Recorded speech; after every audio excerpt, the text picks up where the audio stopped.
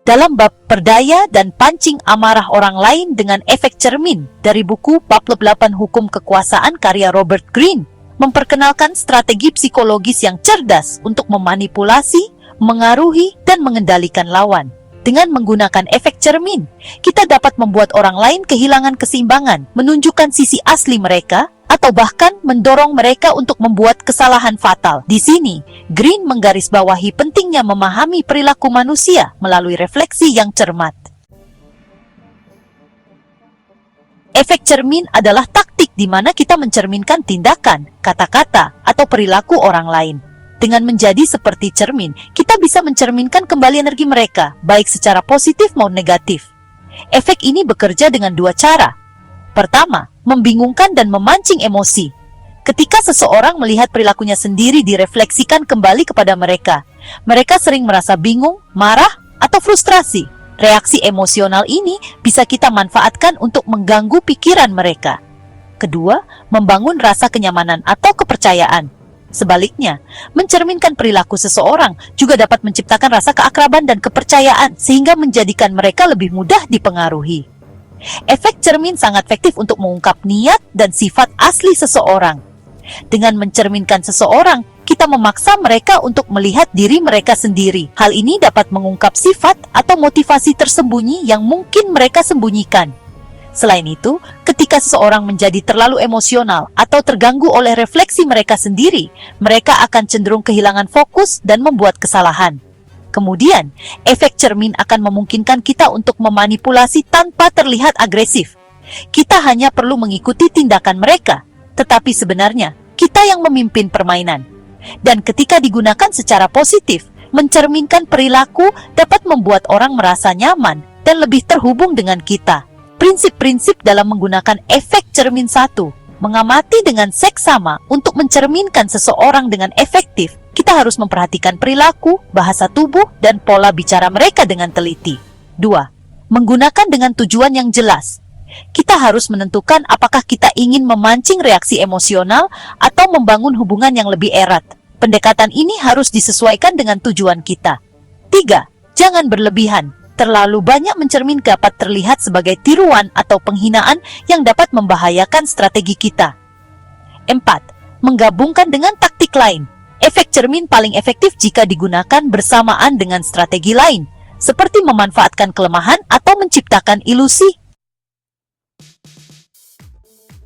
Salah satu contoh terkenal dari penggunaan efek cermin adalah taktik Napoleon Bonaparte dalam Perang Austria.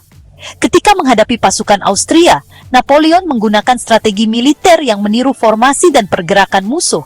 Dengan cara ini, Austria merasa percaya diri karena mengira mereka memiliki keunggulan. Namun, Napoleon hanya mencerminkan langkah mereka untuk memahami pola strategi mereka sebelum melancarkan serangan mendadak yang menghancurkan. Taktik ini menunjukkan bagaimana efek cermin dapat digunakan untuk menciptakan rasa aman palsu sebelum menyerang pada momen yang tepat.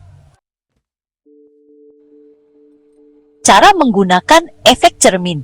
Pertama, mencerminkan emosi untuk mengendalikan konflik. Jika seseorang marah atau frustrasi, kita harus mencoba mencerminkan nada mereka untuk menunjukkan bahwa kita memahami perasaan mereka. Setelah itu, perlahan kita ubah nada kita menjadi lebih tenang untuk mengarahkan percakapan ke arah yang lebih konstruktif. Kedua, membangun koneksi dengan mencerminkan gaya bicara. Dalam situasi sosial, mencerminkan gaya bicara atau postur seseorang dapat menciptakan rasa keakraban.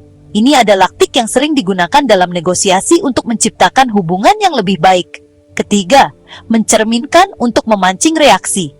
Ketika berhadapan dengan lawan, kita harus coba mencerminkan tindakan mereka secara ekstrem untuk memancing reaksi emosional. Ini dapat membuat mereka kehilangan kendali dan mengungkap kelemahan mereka. Keempat, menggunakan efek cermin dalam presentasi atau pidato. Ketika berbicara kepada audiens, kita cerminkan energi mereka. Jika mereka terlihat antusias, kita harus menunjukkan energi yang sama. Jika mereka tenang dan serius, kita sesuaikan nada kita untuk menciptakan resonansi. Dalam dunia bisnis, efek cermin sering digunakan oleh pemimpin untuk memengaruhi tim mereka. Misalnya, seorang manajer yang mencerminkan komitmen dan etos kerja timnya dapat membangun rasa solidaritas dan loyalitas. Sebaliknya, Jika seorang manajer ingin mengubah dinamika tim, mereka dapat mencerminkan perilaku negatif untuk menunjukkan dampak buruknya sebelum mengarahkan perubahan positif. Namun perlu kita pahami, jika efek cermin terlalu terlihat, orang mungkin akan merasa dipermainkan atau dihina. Oleh karena itu, kita harus memastikan refleksi kita halus dan alami. Kemudian efek cermin yang memancing emosi harus digunakan dengan hati-hati, karena reaksi yang berlebihan dapat menciptakan konflik yang sulit dikendalikan. Dan kita jangan terlalu terjebak dalam mencerminkan orang lain, sehingga kita lupa tujuan utama kita dalam interaksi tersebut. Jadi, bab perdaya dan pancing amarah orang lain dengan efek cermin menyoroti kekuatan strategi refleksi dalam mengendalikan dan memengaruhi orang lain. Dengan memahami cara mencerminkan perilaku, emosi, dan tindakan seseorang, kita dapat memanfaatkan kelemahan mereka atau membangun hubungan yang lebih erat. Namun, seperti semua hukum kekuasaan, efek cermin harus digunakan dengan hati-hati dan etika. Strategi ini membutuhkan pengamatan yang tajam, kontrol emosional, dan pemahaman mendalam tentang dinamika manusia. Ketika digunakan dengan benar, efek cermin dapat menjadi alat yang sangat efektif dalam permainan kekuasaan, membantu kita memenangkan hati, pikiran, dan situasi. Untuk mendapatkan buku Map 8 Hukum Kekuasaan karya Robert Greene, klik tautan pada deskripsi video ini untuk melakukan pembelian secara online di bellbook.com.